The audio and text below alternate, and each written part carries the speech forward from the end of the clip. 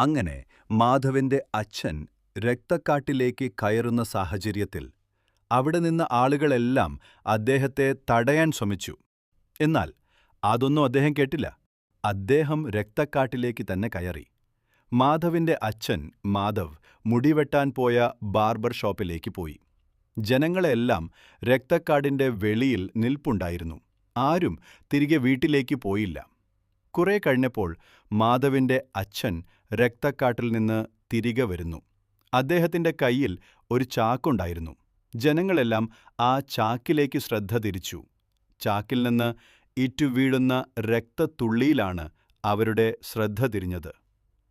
മാധവിന്റെ അച്ഛൻ അവരുടെ മുൻപിലേക്ക് വന്നു ചാക്ക് ചേർത്ത് കെട്ടിപ്പിടിച്ച് മുട്ടുകുത്തി തറയിലേക്ക് വീണ് പൊട്ടിക്കരഞ്ഞു. ആളുകൾ കാര്യം തിരക്കിയെങ്കിലും അദ്ദേഹം ഒന്നും മിണ്ടിയില്ല. ജനക്കൂട്ടത്തിൽ നിന്ന് ഒരാൾ മുന്നിലേക്ക് വന്ന് ആ ചാക്ക് കെട്ട് തുറന്നു നോക്കി.